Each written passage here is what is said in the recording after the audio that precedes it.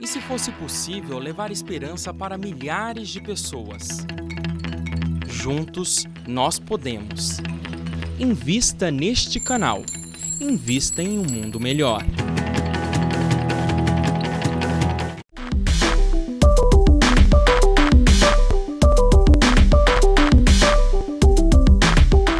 Novamente no ar, estamos aqui comentando o Evangelho segundo o Manual da Vida, como se fosse um Manual da Vida e do Viver. Estamos falando do que pode acontecer pela minha ausência de conhecimento dessas leis de amor e pelo excesso, né, exagerando no processo, querendo ir além, ou seja, querendo ser mais divino que Deus, né?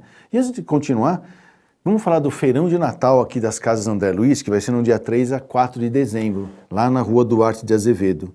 Você vai passar um final de semana com a gente e vai poder verificar, ver as nossas, o que a gente faz, né? O que a gente tem para oferecer nesse feirão. Tem desde artesanato, aí tem roupas, tem calçado, tem acessórios, artigos de decoração, livros novos, livros usados, que você pode comprar para você mesmo ou para você presentear, né? Com estilo e com economia. E com isso você também vai estar ajudando na manutenção das Casas André Luiz e também da Fundação Espírita André Luiz. Vai ser no dia 3 e 4 de dezembro, é um final de semana que você passa com a gente, e vai ser do sábado, vai ser das 9 às 18 e no domingo vai ser das 9 às 13, no ambulatório de deficiências da Casa André Luiz, na Rua Duarte de Azevedo, número 680. É pertinho do metrô Santana, é em frente ao Centro Espírita Nosso Lar, ok? Fica aí o nosso convite. E temos aqui também, estou vendo aqui no e-mail, que algumas pessoas já mandaram algumas perguntas para a gente. Aqui a Regina, de João Pessoa, né, ela diz o seguinte, lá da Paraíba: não consigo dormir, tenho um filho autista, a falta de dormir está atrapalhando a minha vida, me sinto fracassada. Bom, a queixa é de falta de sono. Aqui não está claro, é difícil a gente falar sobre isso, mas ela pode não conseguir dormir por um problema dela, e aí nós temos que investigar por que ela não consegue dormir, e ela pode não conseguir dormir por algum problema externo. Não sei se ela está querendo dizer aqui que é por causa do filho autista, eu acho que não. Se bem que em alguns momentos, crianças ou adolescentes, ou mesmo adultos que têm sintomas autistas, podem ter períodos de mais agitação e inquietação, e pode isso se adentrar até a noite e prejudicar o sono. O que eu posso sugerir para a Regina é que você busque uma orientação. A sugestão é um neurologista, porque ele acaba pedindo alguns exames, por exemplo, a polissonografia, para ver se você tem alguma coisa que está interferindo no teu sono. E também um psicólogo, para ele poder ver se existe alguma situação externa a você, que não é do teu cérebro, que pode estar cooperando, né, ajudando para a sua dificuldade de dormir, que realmente a gente não aguenta muito tempo sem dormir, e mesmo achando que dorme, que tem pessoas que às vezes apaga e acorda, e quando acorda tem a sensação que não dormiu nada, porque realmente talvez não tenha dormido na profundidade necessária. Isso é um estudo que se faz através da neurologia, ou mesmo da psiquiatria, para ver o que está acontecendo com o seu sono. Então, Regina, não queira resolver isso sozinha, busque ajuda, ok? E tem o Wagner também, de Minas Gerais. Ele perguntou o seguinte: boa tarde, Dr. João Lourenço, espero que esteja bem. Todos nós já tivemos essa experiência egoística em viver de nós mesmos, mas em determinado momento, acredito eu, nos vemos sem razão na vida, sem objetivos e com fome espiritual. Daí a dor bate à nossa porta. Concluindo, não há outro caminho, o único encontra-se no Mestre. Nesse momento as palavras de Jesus fazem sentido. Eu sou o caminho, a verdade e a vida. Quem perde sua vida por mim, achá-la-á. É exatamente isso. Por isso que a gente, quando tem um despertar espiritual, às vezes, um dos exageros nosso é achar que o outro também já tem que despertar. Aí ia ficar falando mal, sabe, dos que ainda não despertaram, como se eles fossem errados, pecadores. Não, eles estão no nível deles. Se você não puder ajudar, então pelo menos não atrapalha se achando melhor do que eles, só porque você vislumbrou. Mas quando você vislumbra, realmente nasce uma vontade de crescer. E às vezes o crescimento ainda é entre os iguais e os iguais talvez um pouco mais anteriores a você. E é pelo exercício de ajudar essas pessoas também a despertarem que a sua aproximação com Deus e com Jesus aumenta, que é o exercício da caridade, né? Ou seja, o que seria o oposto, né, o equilíbrio, né? Porque o oposto do egoísmo é ser perdulário. O equilíbrio é a prática da caridade, que é o amor ao próximo, ok? Fica aí o recado para o Wagner. Obrigado pelas suas colocações, que são bem interessantes, o Wagner, né? Bom, voltando ao nosso slide, nós vamos ver o nosso terceiro slide agora, que vai falar sobre o capítulo 3 e 4, o que diz assim: há moradas na casa do meu pai. Então, o que significa isso? Se eu não sei que o mundo é apenas um cenário onde eu vou viver cenas, personagens e situações apenas para fins psicopedagógicos, se eu achar que a minha vida é única e o planeta Terra é o centro do universo, ou seja, eu não sei que há muitas moradas na casa do meu pai, e eu também não sei que cada um pode ser do jeito que é possível, as pessoas não têm que ser igual a mim, eu vou viver atrás da tal terra prometida, ou seja, o meu pedacinho, né, em que todo mundo me entende é igual a mim e faz igual. Isso não existe, tá? O mundo, aliás, o universo é feito de diferenças, porque se não houver diferenças, não há fluxo. Se não tem diferença de potencial, não tem fluxo, ok? Por isso que é importante. Aí vamos ver então o que acontece quando você só fica pensando na terra prometida, né? Biologicamente você vai acabar tendo doenças hereditárias. Sabe por quê? Porque você vive em guetos.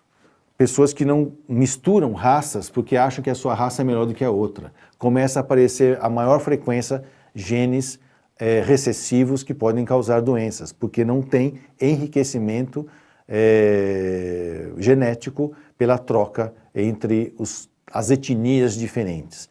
No psicológico vai acontecer o que nós chamamos de imaturidade emocional, porque se eu não tenho coisas diferentes para fazer e faço sempre a mesma coisa, eu não cresço emocionalmente, ok? Vivo sempre fazendo as mesmas coisinhas, como se vivêssemos numa infância da humanidade. O social nos leva ao isolamento. Eu não quero trocar nada com ninguém, quero viver só no meu gueto. E espiritualmente isso nos leva a sentimentos de casta, né? Achar que existem povos, etnias ou religiões ou culturas melhores do que as outras. E no ponto de vista espírita, sentimento de casta nos leva a obsessões coletivas. De si mesmo, tá? Da própria coletividade que vive em casta, no isolamento social, imaturos, acabam um se obsidiando o outro porque acha que a coisa tem que continuar mesmo no plano espiritual. Não se admirem quando você desencarnar encontrar guetos no plano espiritual de pessoas que fazem, sentem e pensam a mesma coisa, ok? O capítulo 4, se a gente for ver lá no diapositivo, ele já fala: ninguém poderá ver o reino de Deus se não nascer de novo. A ausência dessa possibilidade, ou seja, de eu poder me rever, crescer através de várias existências e várias experiências, sejam elas reencarnatórias ou na mesma vida, porque eu posso mudar na mesma vida. Eu posso ser de um jeito, morrer psicologicamente e renascer psicologicamente na mesma vida, mas também existe a reencarnação. Quem não sabe disso ou não aceita isso, ou não leva nem isso em conta, vai acontecer o quê? Biologicamente. Provavelmente vai acabar cometendo suicídio direto ou indireto, como a gente fala. Por quê? Porque se eu acho que a minha vida é única e não tem mais nada para fazer, no menor miligundo, né, no menor tempinho, a menor coisa que começar a doer, não brinco mais, né? Tem a crise de birra, né? Eu me morro. Porque para que eu vou sofrer? Não tem outra coisa além disso. Então, saber que existe possibilidade de mudar e que isso não é só em 90 anos de existência e pode ser por toda a eternidade, isso nos dá a coragem moral de enfrentar as nossas dificuldades. Psicologicamente, o que acaba acontecendo? Se eu só sei que tem uma existência, o que eu vou querer? Alegria a qualquer custo. E o que é alegria? É a satisfação das nossas necessidades físicas e psicológicas. É que nem o cachorro, quando come ou quando vê o dono, o que ele faz? Ele abana o rabo, né? Isso é alegria, estou satisfeito. Isso não é felicidade, tá? Porque felicidade é um estado de espírito que independe do corpo. Senão nós só poderíamos ser felizes encarnados. Não.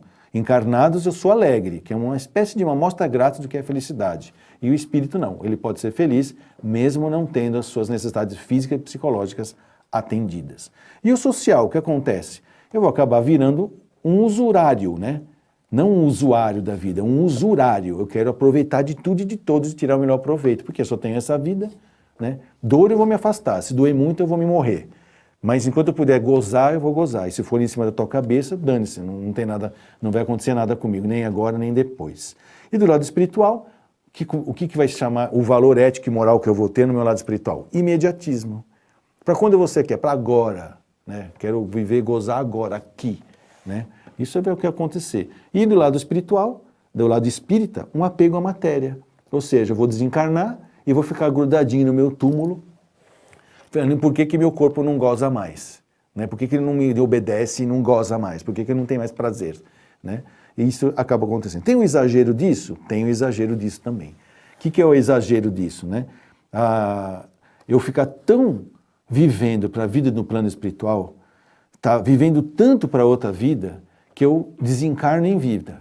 Então são aquelas pessoas que se martirizam de uma maneira tal que adoecem por falta de alimentação adequada, por falta de higiene adequada, né? Elas também estão se suicidando, só que elas acham que isso é nobre, que é bacana, né? Que é agradável a Deus o martírio. Não. O sacrifício, sim. Porque sacrifício significa o ofício santo. Se eu estou fazendo isso em nome de um aprendizado é uma coisa, mas só para ficar me martirizando, para ver se agrada a Deus, como se Deus fosse manipulável, não. Tá? O excesso também, do lado psicológico, pode acontecer também. Pessoas que não aceitam alegria, que detestam música, ou que acham que tudo pode ser pecado, ou que qualquer coisa que eu fizer que não é agradável a Deus vai ser ruim para mim posteriormente. Não, não é. Você tem que viver o seu real tamanho. Maturidade emocional não significa ser carrancudo. Tá? O lado social. Não adianta também eu fazer o excesso, né? Abrir um albergue na minha casa, né? E dar tudo que é meu para todo mundo. Você vai acabar também na condição de necessitado. E no lado espiritual também. Se você não tem sentimento de casta, você não tem nem perfil, não sabe nem qual é a sua identidade, você está com um problema mental sério, se você perdeu a sua noção de identidade. E, ou seja, não sou imediatista, mas estou sempre adiando as minhas necessidades. Ou seja, tem alguém cuidando delas para mim, ok? E do ponto de vista espírita também vai ser uma obsessão coletiva, porque os coitadinhos também se reúnem no plano espiritual para ficarem choramingando as suas condições espirituais e que Deus esqueceu deles. E desprezam a matéria, ou seja, acham que ela faz mal, quando na realidade nós devemos apreciar a matéria. Nós vamos para o nosso último bloco, nós vamos falar também sobre os outros 2 últimos capítulos e vamos ver um videozinho que vai falar um pouquinho sobre isso. Até já.